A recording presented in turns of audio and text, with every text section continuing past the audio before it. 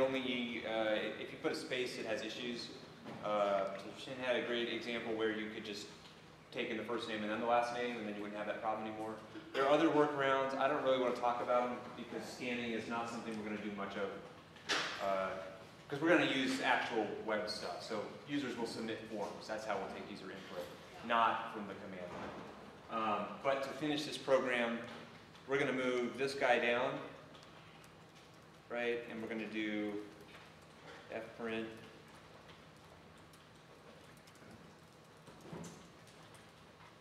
And then we're going to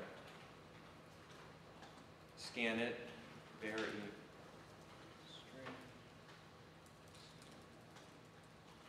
email, and then we're going to pass that in instead of hard coding it. And then we can, we can do whatever we want here. I could say, for the name, I can say plus name.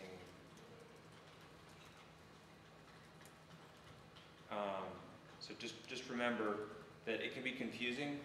Part of what makes web development a little tricky is that other programming, like other environments when you're programming, you work with one programming language. In web development, you always are working with multiple programming languages, and that can be super confusing. You have a question? Yeah, there's no confusion using email and the name of variable there, and also in the gravatar function. Different scopes. Different scopes. Name of variable is email on both functions. That's okay? Up here? Yeah. Yeah, that's fine. This is like a new variable. And it's copied in. So when we pass an email here, it takes the value of whatever we entered and it copies it into this function. It just so happens for strings it doesn't actually copy it, and that's because strings are immutable, so it doesn't need to copy it. You can't modify a string. So it's safe to send it, but in general it's going to copy the data. So if I put in a number here and change the number up here, it doesn't change it out here. That's what I'm saying. Right? Same is true with the string. It doesn't, when I modify email up there, I say email equal whatever, it doesn't change this email. It's a different variable. So like I was saying, with web development, we are working with multiple programming languages at the same time. Okay? And so you see this very often, where it's, I have code in one language, and then inside of the string, I have code in another language. Okay? So this is Go code.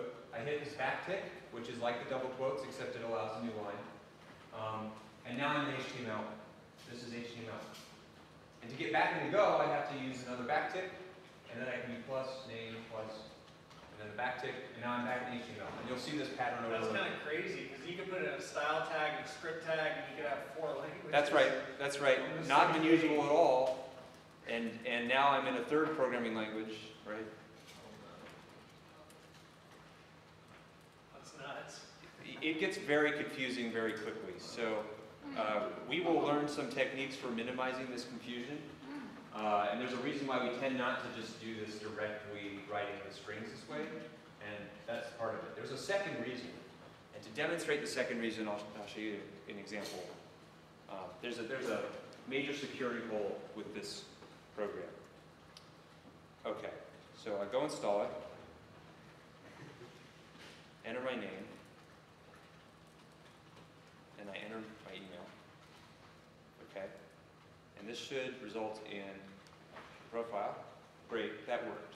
Say I'm at the here, and instead of entering my name, I write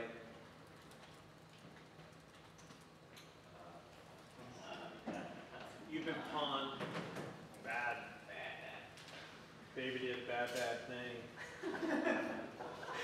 okay, and now I refresh the page. Oh no, I ran JavaScript, okay?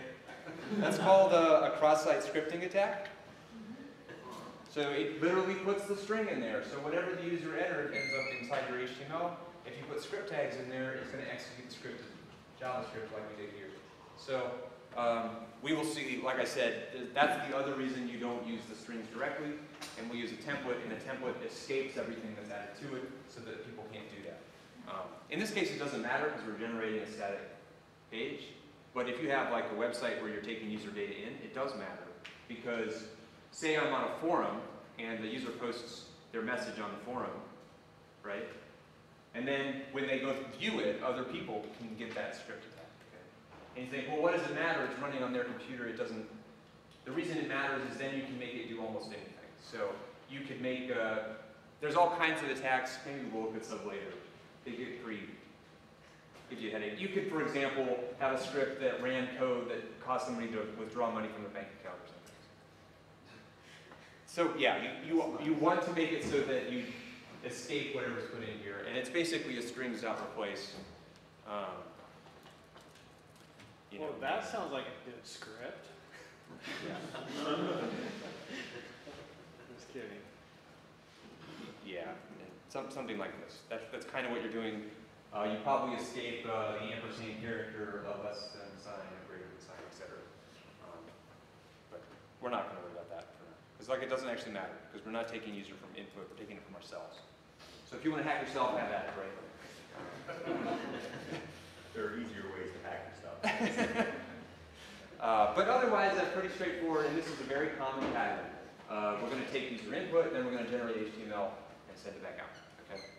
Now, when we do this with web dev, it'll be what we're doing will be different, but the look of it will be very similar. So your Questions? Your email variable is different than your email variable in the other function? That's right.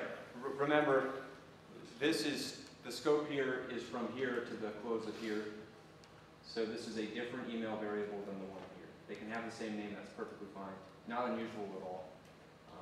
This is a decent name for a variable because get gravatar hash gets the gravatar hash of an email, right? Maybe we want to rename these. I don't know. We're just really cleaning up the email. At this point, it's still an email, so this is fine. At this point, we wouldn't want to call this email because now it's not an email anymore. But Go doesn't actually care. I can write.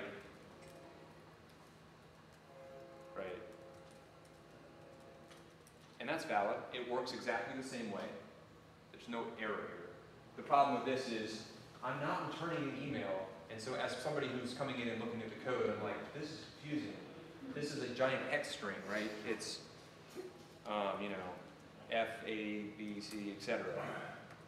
And it's not an email, so why am I calling it email? Everybody following that? Yeah. So that's why we name it something else. Can you in Go, would you be able to chain, I forget exactly what it's called in JavaScript, but like chaining methods or functions together? So like on 14, could I have said strings, dot term space, dot to lower? No. Some objects support that style, but these strings one, they don't. Because these functions are not on this, you're not saying email dot to lower. We're saying strings dot to lower and passing in the email. Yeah, yeah. So strings don't have methods. Okay? Just curious. And that's kind of like Python, I think, does the same thing. Any other questions about? Awesome. So this is very similar to the other program we wrote. So now let's do word count. Did anybody start word count? Nope. Nobody did it at all? I started word count. So the question is implement word count. It should return a map of counts of each word in a string.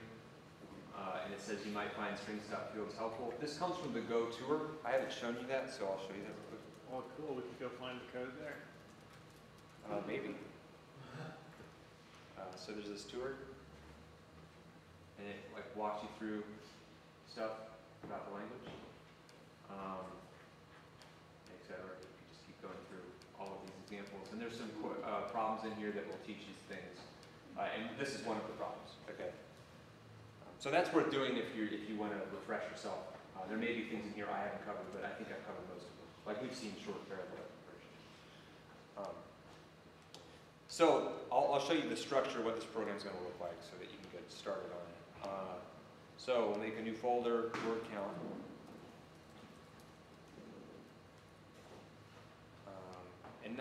Just so you don't get confused, this problem is asking you to make a function. It's not saying you have to write the whole program to like take user input and write it back out again. And so for our purposes, we're making word count, right? What does it take in? So implement word count, it should return a map of counts of each word in a string. Takes in a string. Right. So we can call it str string. It returns, where's the text return? It A returns map a of the map. counts of each word. Returns a map of counts of each word. So it'll be a map, and it'll be brackets, and String. string. To